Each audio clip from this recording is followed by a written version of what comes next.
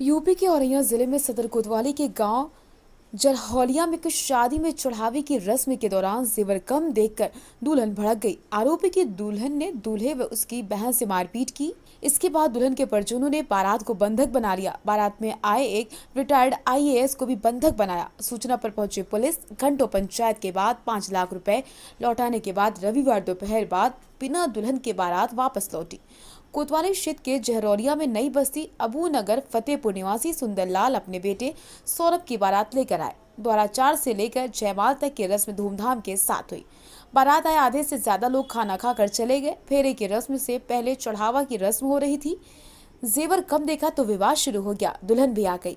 दुल्हन ने जेवर कम देखा तो दूल्हे और उसकी बहन प्रियंका वर्मा को पीटना शुरू कर दिया। इस बीच बाराती नाराज हो गए, हंगामा करने लगे। तभी दुल्हन ने शादी से इनकार कर दिया। इसके बाद दुल्हन के परिजनों ने बारात को बंधक बनाया। बारात में आए रिटायर्ड आईएएस नरेंद्र सिंह को भी बंधक बना लिया गया। उन्होंने कोतवाली को फोन लगाया, लेकिन काफी देर बाद चौकी पुलिस आई। सुबह तक घंटों समझौते की कोशिश करते रहे। लड़के पक्ष का कहना है लड़की वाले 20 लाख मांग रहे थे। 5 लाख देने के बाद उन लोगों ने छोड़ा। दोपहर बाद बारात बिना दुल्हन के लौट गई। लड़की पक्ष का कहना था झूठ बोलकर शादी तय की गई थी। दूल्हे सौरभ ने बताया एमबीए किए हैं, फिर कई मल्टीनेशनल कंपनी में काम कर चुका। कोरोना काल में जॉब चली गई, ये भी लड़की वालों ने बताया। झूठ बोला। कोतवाली प्रभारी रवि श्रीवास्तव ने बताया तहरीर मिलने पर कार्रवाई की जाएगी। विवाद के बाद शादी की रस्में नहीं हुई। मेरा नाम जयकरण सिंह है।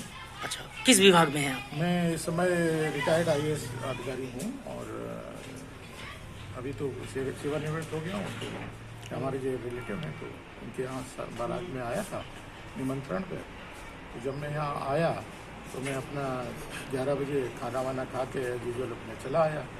तो बाद में मुझे 3:45 बजे के करीब फ़ोन आया कि यहाँ पे कुछ झगड़ा हो रहा है और ये लोग पैसे मांग रहे हैं, सोना मांग रहे हैं और पैसे मांग रहे हैं, मेरी मदद के लिए आइए जल्दी से।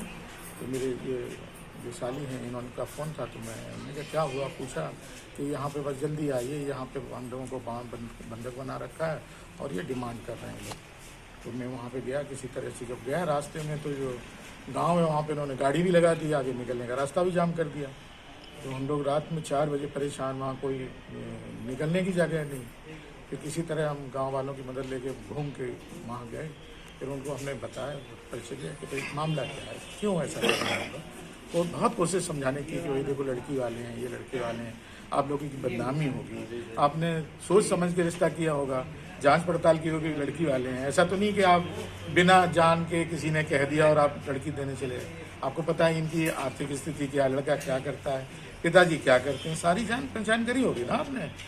लेकिन उन्होंने कहा हाँ सब किया। इन्होंने सब झूठ बोल दिया हमसे कि हम बहुत अमीर हैं, ये है कि हमारी इतनी ज़मीन है, हमारे 3 मकान हैं। इन्होंने बताया कि हमने ऐसा कभी नहीं बोला। इन्होंने मेरा घर देखा, मेरी दुकान, जो भी मेरी संपत्ति सब देखी है। इसके बाद आज ये ऐसी बातें कर रहे हैं। अब ये कह रहे हैं कि आपने इतना सोना नहीं लाए, मेरी बदनामी हो रही है। तो अब ये कह रहे हैं कि आप 20 लाख रुपया दो, मेरा खर्चा हो गया, नहीं तो हम आपको किसी को जाने नहीं देंगे, यहीं मारेंगे।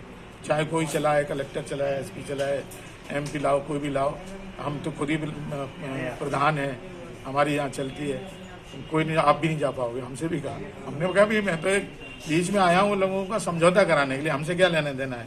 आपके भी रिश्तेदारों में हो सकता हूँ मैं हूँ, लेकिन वो कुछ सुनने को तैयार नहीं थे। पूरा गांव के गांव सभी एकदम बुरी तरह से एकजुट हो गए और मारपीट पे उतार हो गए। फिर मैंने कहा कि भाई बताइए किसी तरह से कैसे समझौता हो सकता है, तुम्हारा जो खर्चा हुआ है वो हम दिलाने को तैयार है, मैं इनसे बात करता हूँ।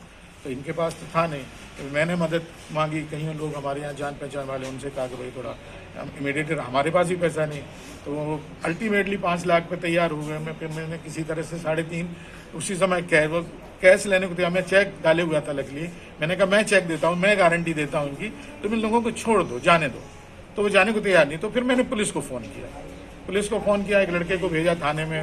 उसने कहा पहले एप्लीकेशन दे दो, जो भी यहाँ पे थाने। प्रियंका वर्मा। अच्छा, यहाँ क्या घटनाक्रम हुई है? शादी किसकी थी और आपके साथ क्या घटना घटी है?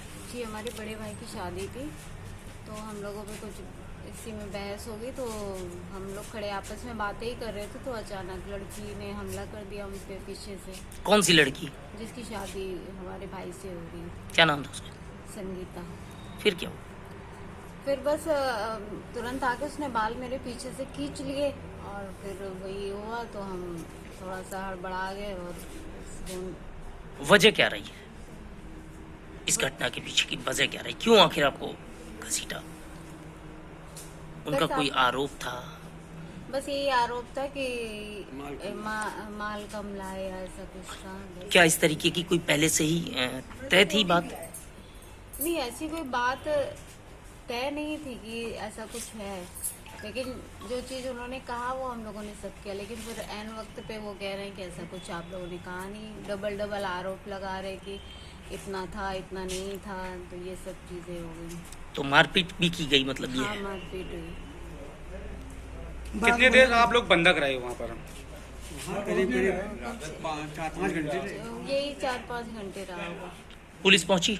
पुलिस हाँ आई थी, थोड़ी देर में आई थी पुलिस आई। तो पुलिस के सामने भी आप लोग बंधक रहे? जी जी, पुलिस के सामने भी रहा। बंद तो पहले थे। पुलिस के सामने कितनी देर बंधक रहे आप लोग? हमें लगता है 1 घंटा से ज़्यादा ही, 1 घंटा से ज़्यादा। तो तब भी पुलिस ने नहीं छुड़वाया?